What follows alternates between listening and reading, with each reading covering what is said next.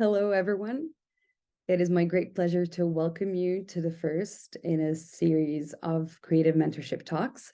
My name is Tamara Kojić, and I will be your host. And I'm also a member of the advisory board of Creative Mentorship.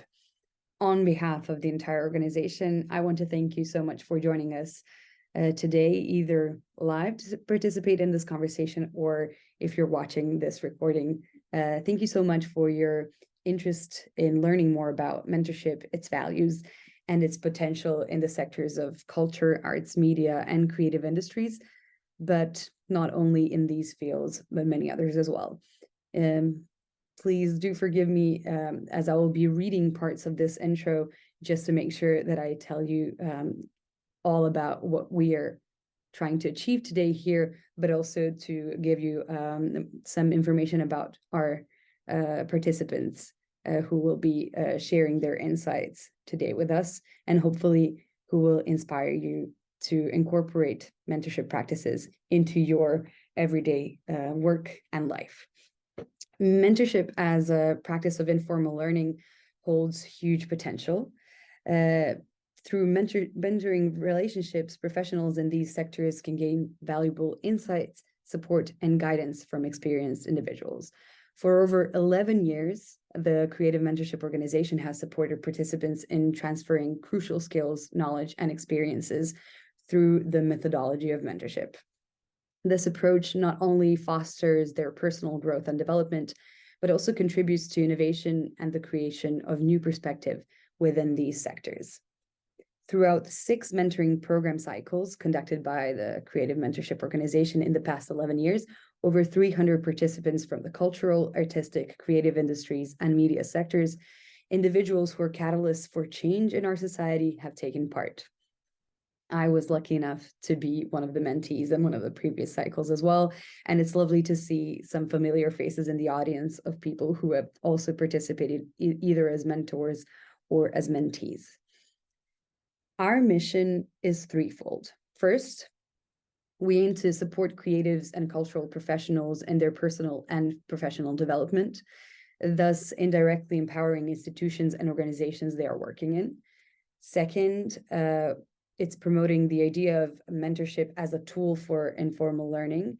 And third, it's sharing our knowledge and 11-year-long experience by supporting other organizations to design and implement their own mentoring programs.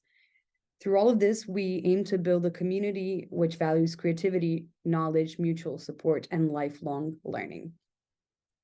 Since December 2023, Creative Mentorship has initiated a mentoring program as part of the Culture and Creativity for the Western Balkans project, expanding the narrative of mentorship to encompass the entire Western Balkans region.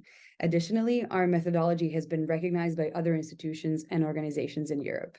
We are thrilled to be currently implementing the first mentoring program for doctoral music students in this part of Europe with partners from Norway, Austria, and other countries.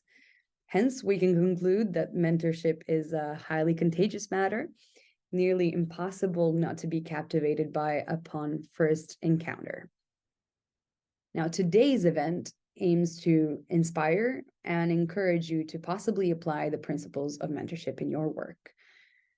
Moreover, it provides an opportunity to learn firsthand about the benefits, the forms, and the potential of mentorship. I'm delighted to moderate a conversation between 2 truly incredible women, and I would like to introduce them. Helena Larsson Pousette is a cultural counselor for cultural affairs of the Embassy of Sweden in Washington, D.C., and she will be joining us. Helena is a co-founder and former director of research and development at the Museum of Women's History in Stockholm. As a curator, Helena is actively involved in the Swedish Museum of History and the Swedish National Heritage Board. Furthermore, she served as a cultural attaché at the Embassy of Sweden in Serbia from 2009 to 2012, during which time she supported some brilliant projects, initiatives, and organizations. Among other things, Helena was one of the individuals who supported the idea of founding the Creative Mentorship Organization over 11 years ago.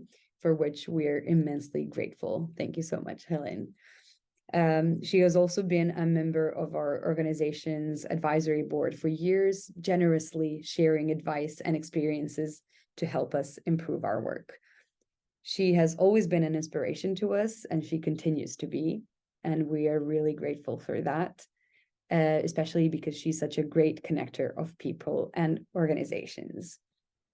Alongside Helen, we have Larisa Halilović with us today, who is an international development expert with over 20 years of professional experience in leadership, management, training, guidance, and mentoring. Throughout her rich career, Larisa has worked in various industry sectors worldwide, designing, testing, and aiding in the introduction of mentorship programs and networks for women in media, IT, business, politics, and creative industries across the Balkans. Larisa is also a visiting lecturer on leadership at the Academy of Governance in The Hague, the University of Oxford, the Forbes Center for Women's Leadership, and other institutions. Larisa chairs the advisory board of the Creative Mentorship organization, being a real catalyst of inspiration and strength in everything we do. She helps us reach for new horizons and supports us to be the best we can be, and we thank her for that. Before we start our conversation with these two incredible women, I would like to greet our partners from the US Embassy in Serbia who have supported the Creative Mentorship Talks event. The first in a series of events our organization will organize in the coming year. We hope to make these events open to a broader audience and contribute to increasing awareness and application of new knowledge for personal and professional growth. Today, we have with us the cultural attaché of the US Embassy, Hali Zardus, who will say a few words and extend her greetings before we start with our conversation. Hali, the floor is yours. Hey, thank you. I don't want to take up a lot of your time because I am anxious to hear about these two fabulous ladies and all of their work. Their bios were really impressive. But I do want to say that we at the US Embassy are really proud to be sponsors and funders of this program. We are, as I'm sort of thinking about this what you're all doing, at our base, really, we're about growth, or at least we in the cultural affairs part of the embassy are all about growth.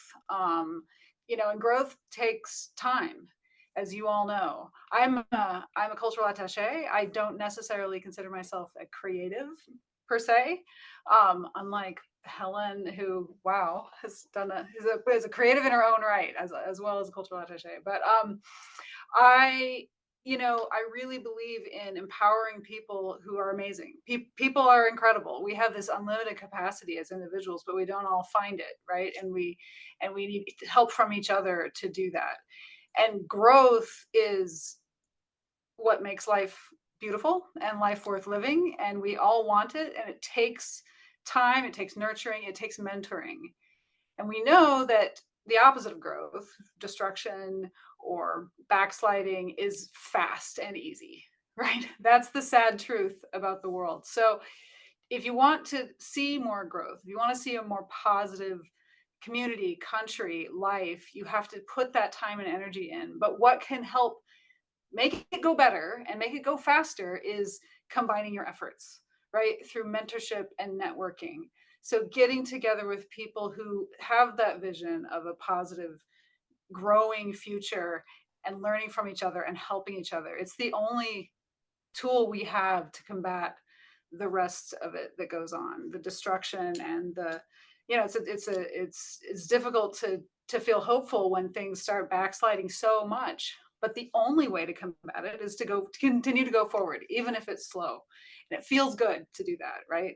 It feels good to make your contribution and do it with other people. So I just can't say enough about the positive effect you all are having. And I really hope for your own personal growth through this process, and through that, of course, growth in communities and the country.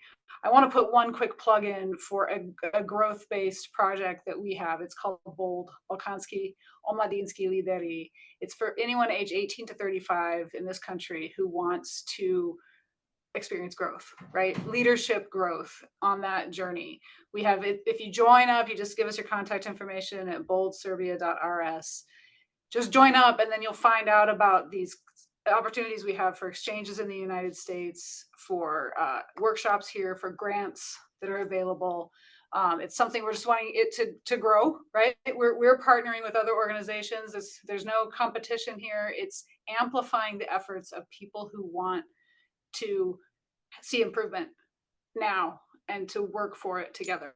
So you are those people. So I'm really excited to hear what you have to say. Thank you very much. Thank you, Holly. Thank you so much for your support, and also for opening this talk and actually giving us a great intro onto how a lot of little things can turn into something great if we work together. Before we start with our conversation, I just want to encourage everyone to feel free to ask questions and provide comments in the chat. We will read them and convey them to our guests, and we will be answering questions as well. If I do miss any of them, I am going to ask my team from Creative Mentorship to just jump in and turn my attention to them. So please feel free to share any thoughts, questions, or comments with us. Now, I would like to open our conversation with the first question. And with this, I would like to start at the beginning, if possible. So the question for our guests, and I'm going to start with Helen, if that is okay, is, do you remember your first encounter with mentorship in your personal or professional surroundings? It doesn't really matter. I'm really curious to find out whether you consciously apply the principles of mentorship, or was it something that, like for me, for example, happened that you applied them without knowing, and then afterwards realized that you were actually applying mentorship for you? What was your first encounter with mentorship, Helen, please? Well, then I have to start many years ago, actually, in the 1990s. Because I just want to mention, because this is perhaps a situation for many people that you feel alone or isolated. I had been living many years abroad, and I came home to Sweden to educate myself and at the Stockholm University. And I had no friends. I had very few networks in Stockholm. I was 33 years old. I came back when I was 36, living abroad, and I was kind of lost. And I also, I come from a loving family, really, but my family is not from culture. So I didn't have that networks at all either. So when I was running, I was in charge of a big exhibition work. And of course, I had a reference group. And one of the persons in this reference group, after we have been meeting several times, he asked me, "Can you please be my mentee?" He was he was at that time around 65, and he was eager to meet young people. I was younger. And he had a lot of mentees because he was a politician, a former politician, and he tried to stay in contact with the issues that was contemporary for young people or youth in Sweden at that time. Well, I was over 35, I was almost 40, but still. We had a 7-year-long mentorship, actually. Until I moved to Serbia. And it was fantastic because a mentorship can also gradually turn into a friendship. And that's what happened. We didn't have the tools like you have developed within the Creative Mentorship program. You have a fantastic tool and ideas how to work with your mentor and so on. We didn't have that.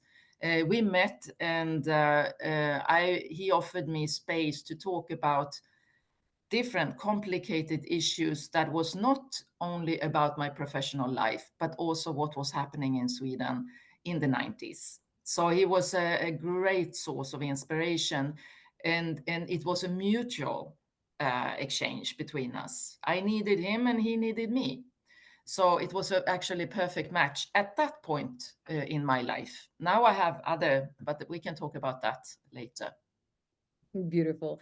Thank you so much for sharing this. And for this has actually been very inspiring already to see you light up as you talk about this and remember it.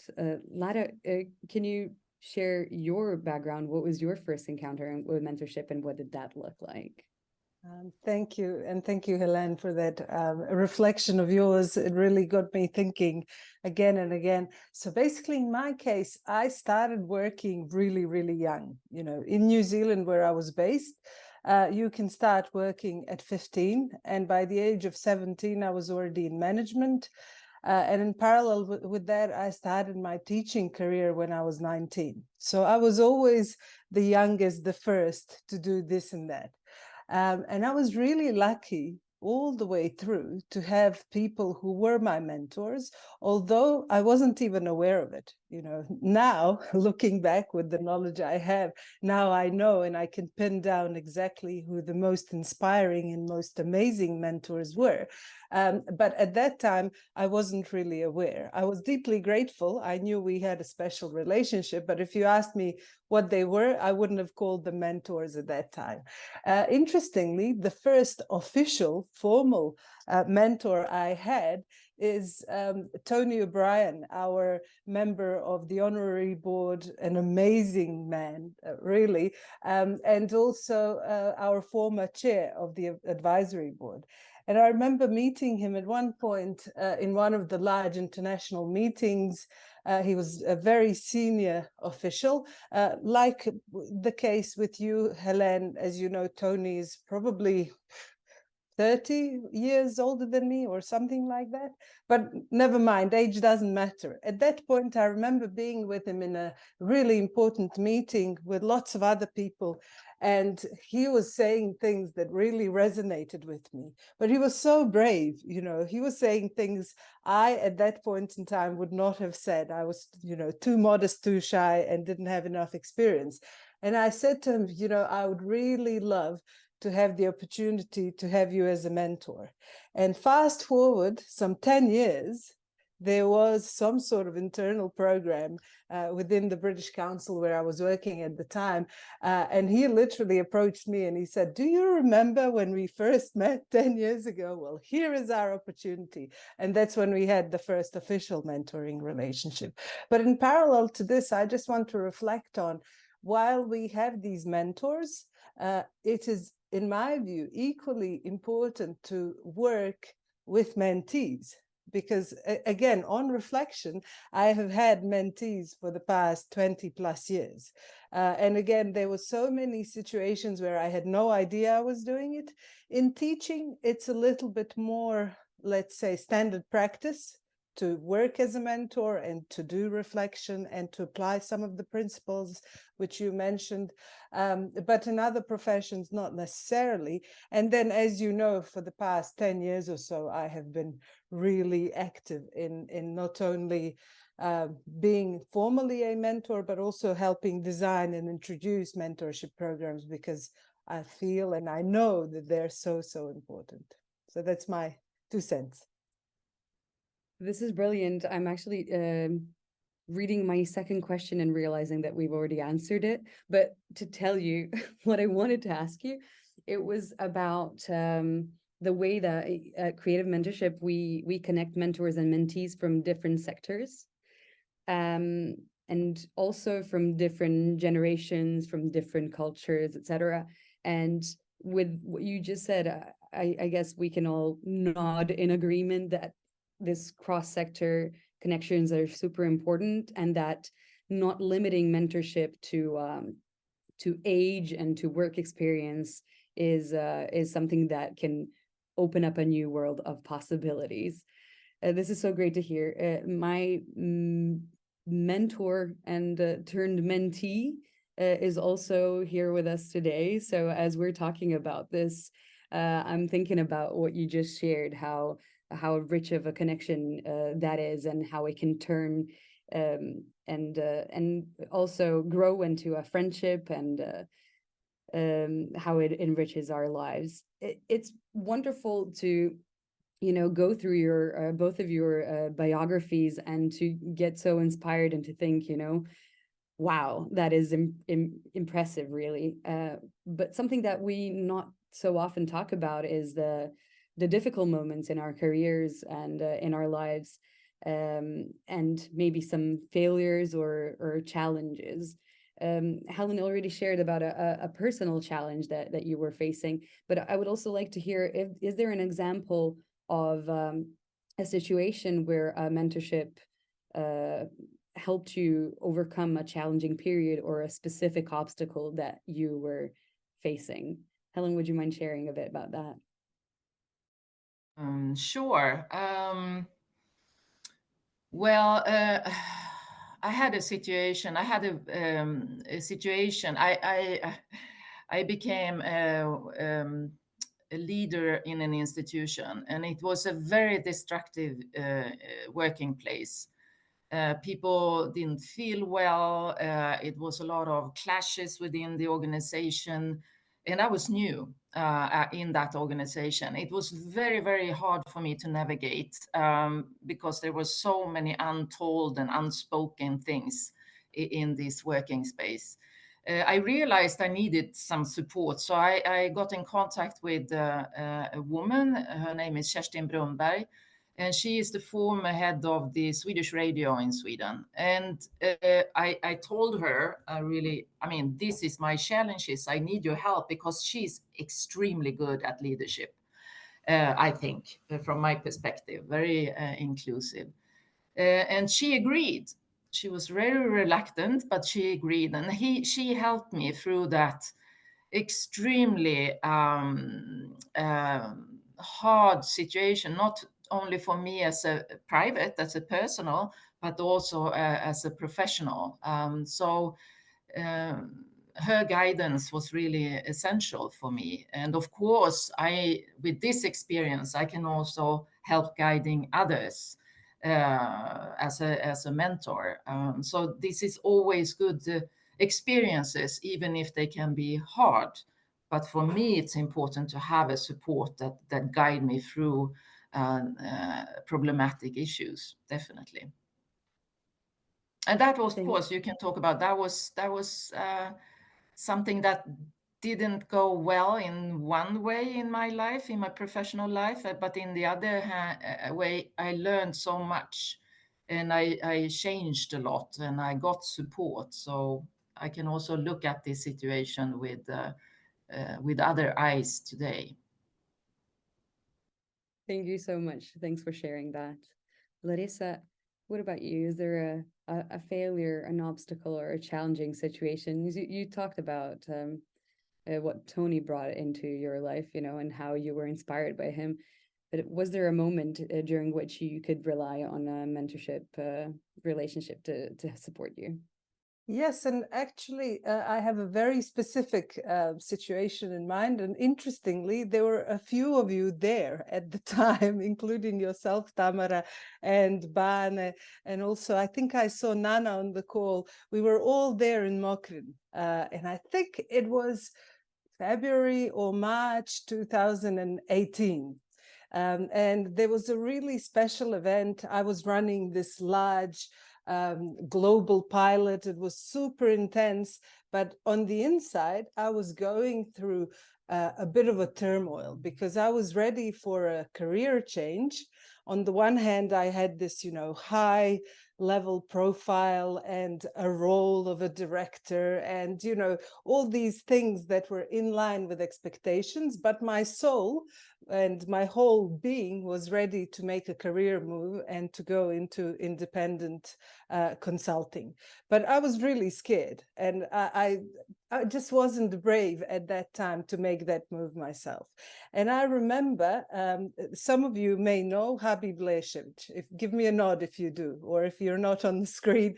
He's an amazing entrepreneur. Some of you know him, just very, very different. And we have a special kind of mentoring relationship. It's not a regular one. It's not a formal one, but it's a kind of peer mentoring relationship that's there when you need it.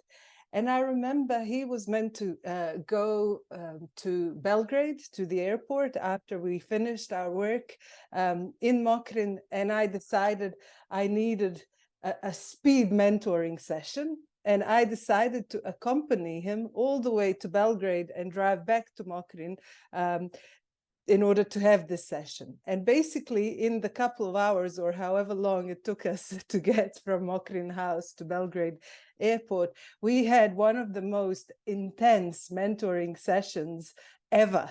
And basically, he asked me some of those critical questions, coming from an entrepreneurial background and being, in one way, very similar to me, but in other ways, really brutal in terms of how you line things up. I remember him asking me things like, well, what's stopping you to do it right now?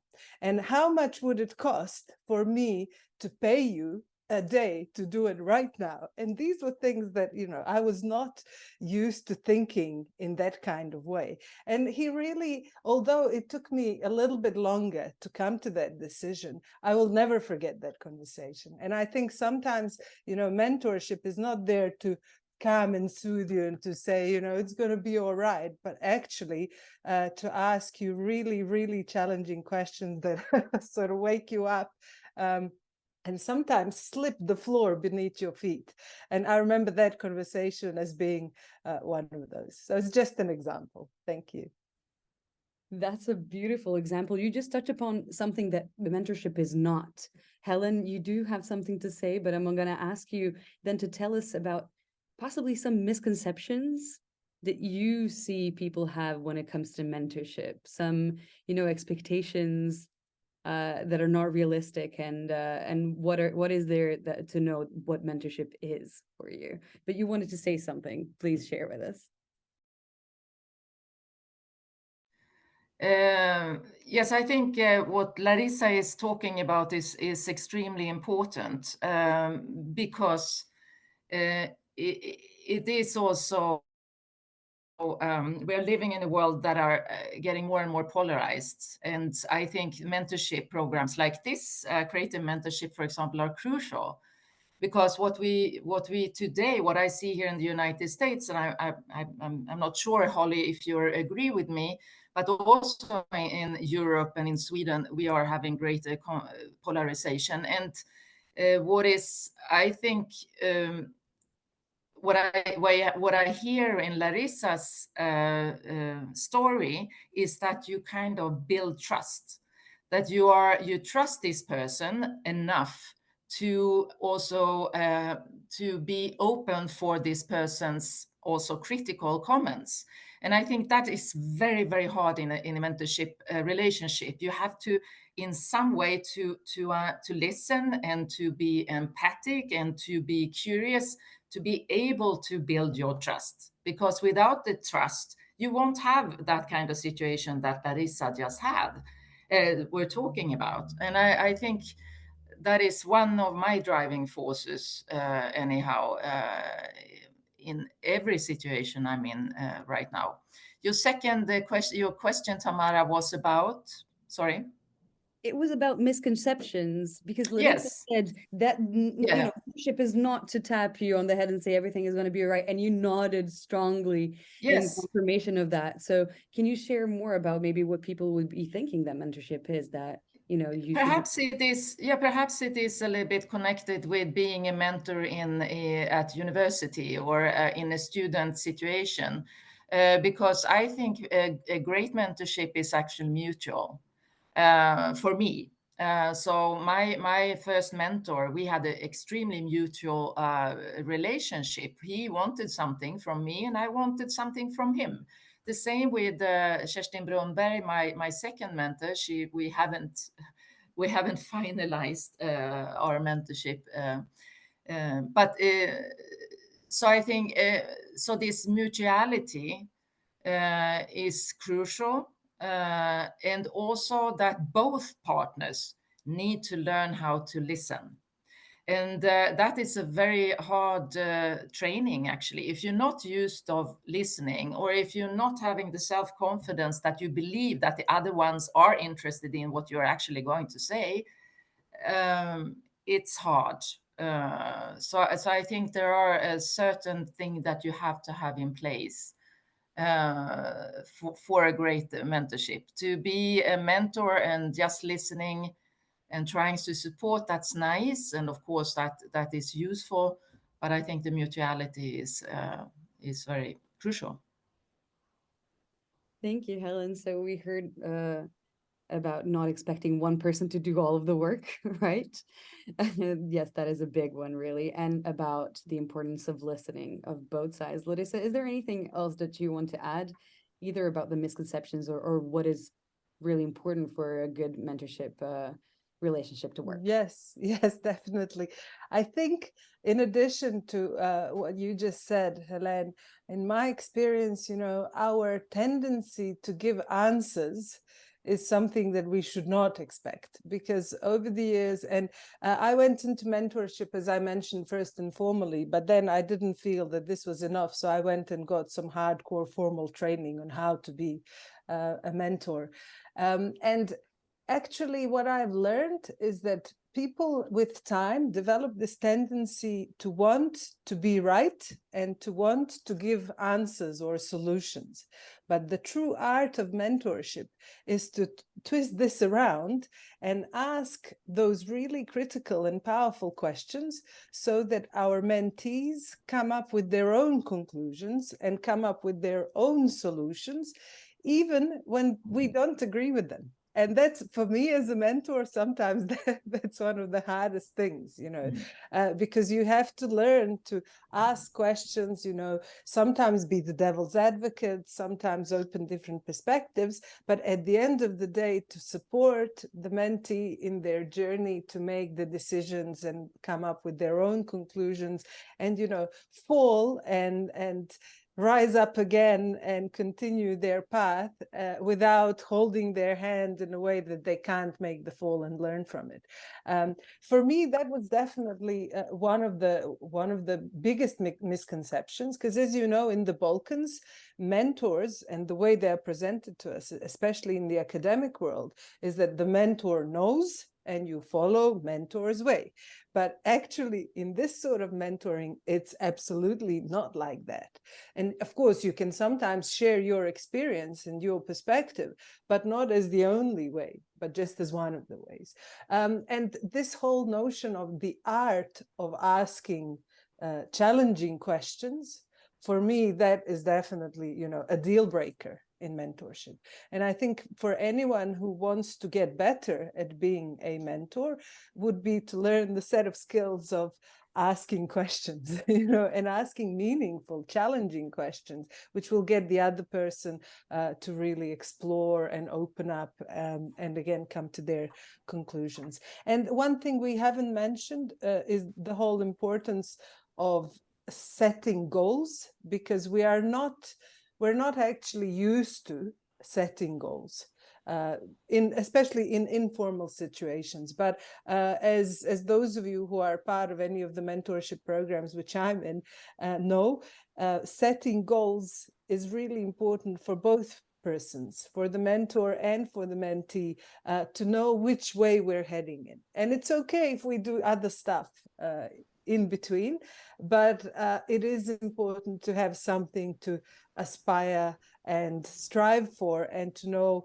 you know, what we are trying to reach as our final destination. And it's great we can make stops along the way on tropical islands and beautiful mountains and whatever suits you, but at the end of the day, you know, it's good to have some sort of a final destination in mind. And then, as Helene said, with many of my mentees and many of my mentors, it turned into a lifelong relationship of love and respect and friendship and all of that. You know, some of them become nearly like family, and I see some of you as that. But still, you know, having that bit of discipline and a little bit of professionalism in it helps. You know, it helps keep the process going. I just want to add one thing, because this lifelong relationship that can happen, I think it's wonderful to meet my mentor today, and because she reminds me of my struggle a few years ago, and can elaborate on, okay, where are you now and what happened, what did you learn, and that is also very useful to have this kind of strong relationship that you can talk with them later on in your life and see how it changed. I think that is also a beautiful thing with this long-term relationships. For sure, yes. It does have a start, but rarely does it have a set end, even if it's a specific program with an end. It's something that does continue. Larisa touched upon how mentors are viewed, especially in the academic world, and especially around here in our region. And I would like to hear about your experience with mentorship practices in the arts and the cultural sector abroad, and the difference of it abroad and in the Western Balkans. Either of you, whichever one wants to share. Is there a difference? Is there something that you've noticed? And especially if you could speak about the arts and culture. Do you want to start, Larisa? I think you're the expert. Sure. Well, I wouldn't call myself expert in that, but what I have noticed, it's not so much about the way things are done, but in my experience, it's more about the awareness of the importance of having mentors, and also something that's a parallel relationship, but a different one, having coaches. Because, for instance, in the UK and in New Zealand and in the United States, where I have done quite a bit of work, the notion and practice of mentorship has been around for over 20 years. Now, in the Balkans, creative mentorship is a great example that's been going on for such a long time, but it's also a rare example, and not many people still know of the power of mentorship. So I would say that in my experience, one of the biggest differences between the Balkans and some of these other countries where I have worked is the idea of knowing that we need mentors, and that we can just simply reach out and ask for mentors, and that we ourselves have a responsibility to be mentors to others. So I was really lucky, to hop on that boat early on. But many people still, I'm based currently in Sarajevo, in Bosnia and Herzegovina. And when I talk about mentorship, to some people, it's still a new thing, and especially in the creative industries. So I think part of our role is also, to educate creative people that it's first okay to have mentors and to be mentors. Secondly, that it's more than okay to reach out and get them. And thirdly, that it's not a sign of weakness, but on the contrary, it's a sign of dedication to growth, as what Holly was talking about at the start. And I think, in my experience, this would be the biggest difference. One other thing I would add is this notion of mentors not necessarily being instrumental ones, because very often in arts, at least in my experience, if I'm a sculptor, and if I want to be a better sculptor, I will find someone who's a really good sculptor to help me develop my skills. And professionally, we call this instrumental mentorship. But thinking outside the box to actually connect with those who are from the business sector to help us with, developing our business models, to thinking totally across different ways of doing things is, again, something that's relatively new to this part of the world. And again, I think it's part of our job to demonstrate how useful it is, how fun it can be, how rewarding it can be, and also how well it works. Because, learning to sculpt better is a good thing, but learning a whole set of different things and opening up your perspectives to a much wider way of looking at things is even more effective. So that's my piece on that. Thank you. Well, one of the reason I supported this initiative with Creative Mentorship in the first place many years ago now is because we couldn't locate mentorship programs in the Balkans that was working in this sense. So that was very important for me. The creative the creative industries or whatever, people working within creativity and culture, many times they are self-employed. Many times they have hard competition, and you're very vulnerable and can be very vulnerable in that situation, and you're competing. So it's very hard perhaps to be open with your ideas and even your experiences. And sometimes in a society like Serbia and other parts of the world, of course, is that you cannot share. You think you cannot share your experiences and your knowledge and your ideas and your problems and everything. So I think it's perhaps a cultural thing, but I mean, training this trust and training this listening, and also I love what you say, Larisa. This hard, this challenging and meaningful questions, crucial. To be honest, if I would look for a mentor today, or if I would say yes to mentee right now, I don't have any mentee because I'm here in the United States. Is that it?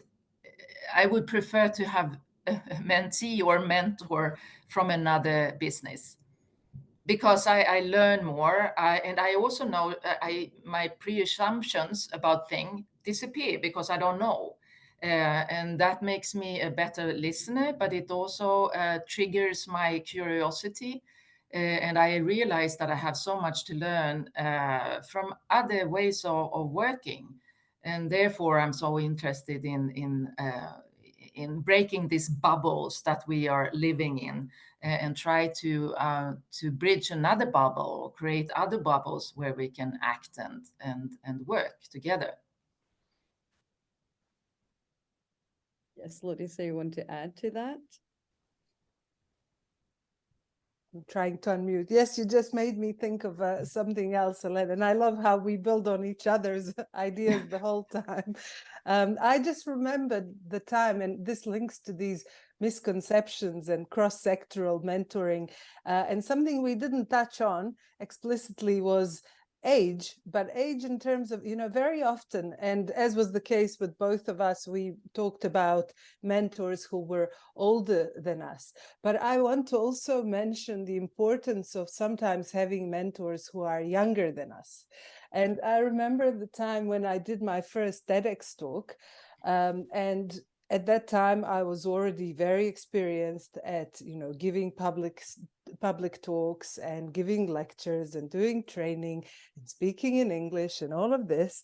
And I remember when I accepted this nomination to deliver a talk on emotional intelligence in artificial world, I was told that I would get a speaking mentor. So in my mind, based on my prejudices, I envisaged a senior person with more experience than me, etc., etc.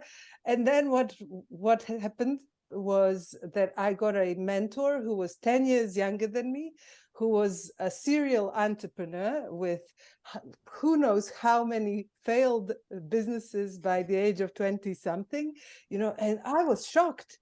And my first instant reaction on the inside was, what's he going to teach me, But then in reality, as we went through the process, I learned so much because, his perspective was so different. And we had a very clear goal in mind. It was a set task. I needed to deliver a good enough TED talk that would get uploaded on the platform. And this amazing man had a lot of experience with that. But just, again, to shed some light to our own prejudices, because I'm here, I admit it, I was one of them thinking, what's this young guy going to teach me? What does he know about that?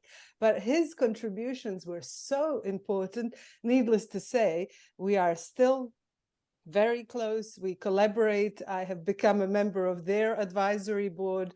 We are now teaching others how to speak together and mentoring as well. But interestingly, you know, up to that point, I had it very fixed in my mind that a mentor is someone who has more experience, is older than me, is, you know, generally someone who is aligned with the business you're in. And this was the way for that bubble to just go, you know, all wrong. Yeah. May I add something, because I think also it's important to realize that life change. You're not the same person when you're 30, and when you have some experiences, you change. I changed. I'm not the same person now than before the pandemic, for example. So and then my needs for relationships and people around me change. And I think it's important to what you talked about before, Larisa, about goal setting. My goal settings have changed completely from 10, 15 years ago, because I'm a different person, and I have different kind of experiences that I can share also with others. So I just wanted to add that. This is beautiful. You've been providing us with so many examples, but also busting some myths around mentorship. And it's great to hear. We also have a question from coming from the audience. So I'm going to ask that as either our last or one of the last questions, because we're nearing the end of our talk, unfortunately. And it's a great question, starting with a thank you for your inspiring stories and all of the insights. The question is, when does a mentorship end? Because we learned that in some relations, it can be several years long. Helen, you gave the example of 7 years, right? Other a year, such as the Creative Mentorship Program, a couple of months, or even a couple of hours in the example that Larisa gave with Habib in the car. But when do you know that this is it? The mentorship has ended. If you could give us a brief answer, so we would be on time. Larisa, you raised your hand. Please go ahead. Yes, it takes a while to unmute. I have a very strong view on this, and maybe others will not agree, but that's okay if you disagree with me. From a professional point of view, mentorship, if it's a formal one, should have a beginning and an end.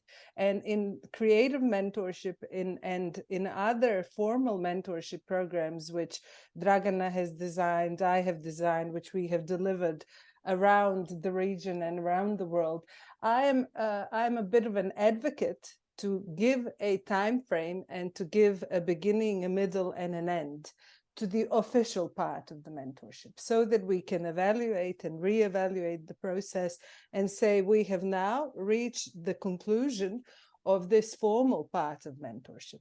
Now, when we're talking about informal mentorship, then it's different, you know, because very often maybe it's even your aunt who has turned out to be your mentor over the years, and you go to them for advice, or you give advice when asked.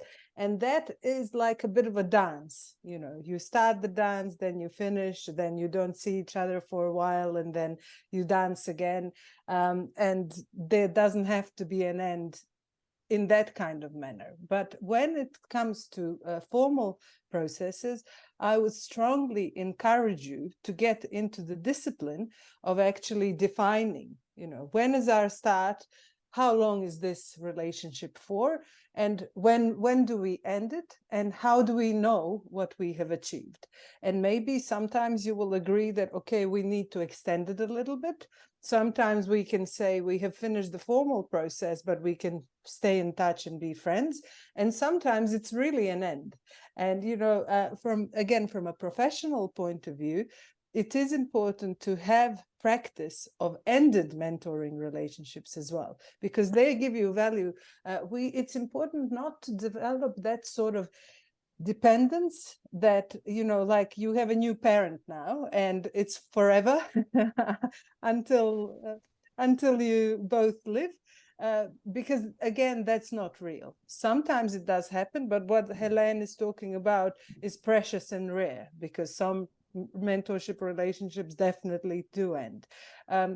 So this is my view, do try and have formal relationships which have a time frame. And then for the informal ones, it's absolutely okay to have them flexible. Thank you. Helen, what is your perspective on this? How do you know I that do. this? I agree completely. And that's why also the Creative Mentorship Serbia is having this kind of setup. And I think it's very it's crucial. My 7 years or 6 years relationship or mentorship with this my first mentor, uh, I didn't know about the kind of the possibilities with a formal mentorship program. And so now when I know about it, of course, it is crucial. I agree completely with Lara. Amazing. Thank you so much. As we're nearing, and Diana says thank you, so I'm guessing we managed to answer your question. As we're nearing the end of our conversation, I'm going to ask you one final question, and I'm going to ask you to answer it quickly, and let's get direct with the people that are in the room with us today. Maybe they're experiencing this and they've listened to our talk and it's been inspiring, but the question is, okay, where to start? And this is especially important for workers in the cultural, in the artistic world, in the media and the creative sectors who struggle daily with support, finding space, and ameliorating their positions in the society. What advice would you give to people working in these sectors? Where should they start? And how can they maximize the resources that are available to them? Larisa, would you care to answer first, and then we can hear from Helen? Sure. So my advice is definitely number one, to identify a number of people who are inspiring to you. And I don't mean only people who are like yourself and few steps ahead, but people who are totally different from you, because these are the people that can complement the set of skills and the knowledge you have, and something you don't even know that you don't have and you need. So that would be the first step. The second step is to get out of your comfort zone and to ask, would you be my mentor? I know this is really hard for some people, especially now at the time of a hybrid world and being on our own quite a lot. It's even harder still, but please practice to get out of the comfort zone and to be proactive to ask. The worst thing that can happen is for the person to say, I'm too busy, but very often it's not the case. And sometimes they will recommend someone who's even better for you in that. And the third thing I would really recommend for everyone is to look at networks that are meaningful. So for instance, Creative Mentorship Program not only offers mentorship, but it offers the opportunity to connect with other people who can open up resources, access to contacts, who can basically change your perspective one way or another, who can offer advice on where to look for, if you're looking for funding, where you can apply. So basically, plug into networks, but in a meaningful way. So it's not just about going and having a coffee or a drink or having a chat at those sessions, but really thinking about how can you benefit from connecting to those networks. I have learned personally that doing this strategically, not just organically, can really be a meaningful way forward for you as a creative professional, but also as a business person, because at the end of the day, all of you in the creative industries, you still need to make a living. So it's not only about being arty, there is a commercial element to it as well. So these are the three top things I would recommend. Thank you. And I can add some things because I think it's important to sit down and think about your own challenges and what you actually would like to develop in your personal life, in your professional life, and perhaps also in society. For me, I do that regularly since I was in my 20s. Every year when I have my birthday, like next week, I sit down and I write down my goals. I look at the goals I had the year before. I look at what do I want this year, and it can be a lot of different stuff. And then I see, okay, what part of this do I need some kind of support? And then I start, like Larisa says, mapping and looking outside my normal networks, because I find that very crucial. So and also I think it's important to acknowledge that we are scared, that it's scary to get in contact with other people. Can be very uncomfortable, but it's important. Acknowledge that you're scared and do it anyhow. That is what I would say to my younger self anyhow. And I just want to echo also what Lara said. When Creative Mentorship Serbia was developed, I gathered a group of people in Serbia, 12 people that didn't know each other.